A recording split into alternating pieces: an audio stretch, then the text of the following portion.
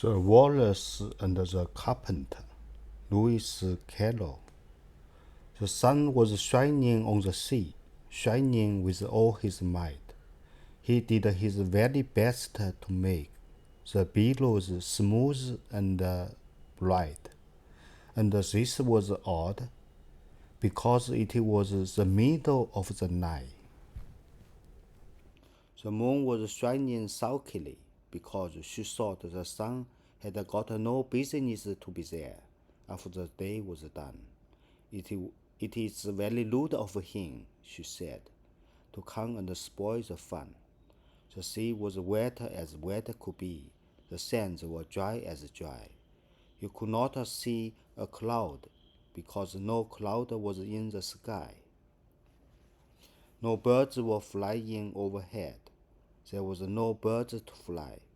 The Walrus and the Carpenter were walking close at hand. They wept like anything to see such quantities of sand. If this were only cleared away, they said, it would be grand. If 7 maids with 7 mops swept it for half a year, do you suppose, the Walrus said, that they could get it clear? I doubt it, said the Carpenter, and shed a big tear. Oh, oysters, come and walk with us, the Walrus did beseech.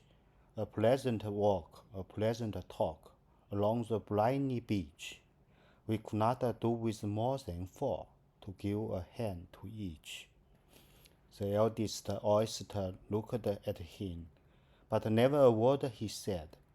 The eldest oyster winked his eye, and shook his heavy head, meaning to say he did not choose to leave the oyster bed. But 4 young oysters hurried up, all eager for the treat. Their coats were brushed, their faces washed, their shoes were clean and neat, and this was odd, because, they haven't any feet. 4 other oysters followed them, and yet another 4, and thicker and faster they came at last, and more and more and more, all hopping through the flossy waves, and scrambling to the shore.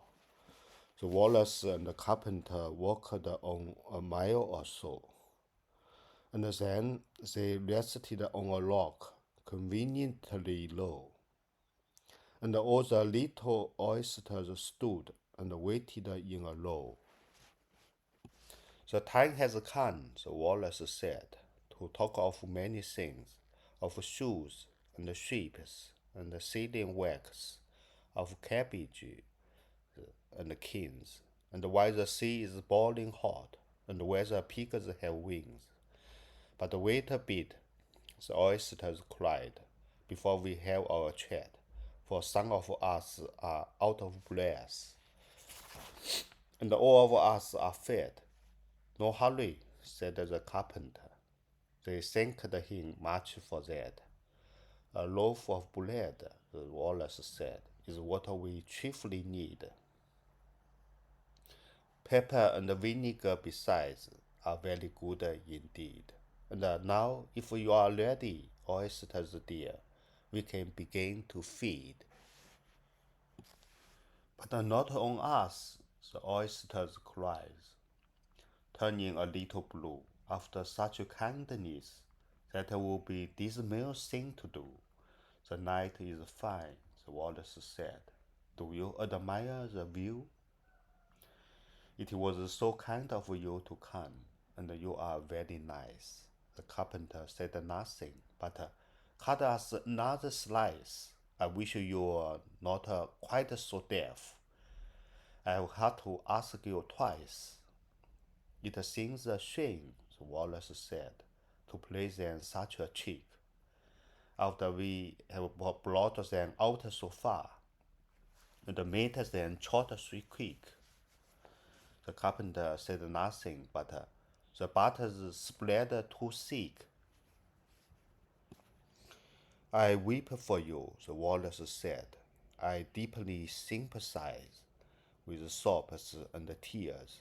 He sorted out those of largest size, holding his pocket handkerchief before his streaming eyes. "Oh, oysters," said the carpenter, "you had a pleasant run. Shall we be trotting home again?" But answer came there none, and this was scarcely odd, because they have eaten every one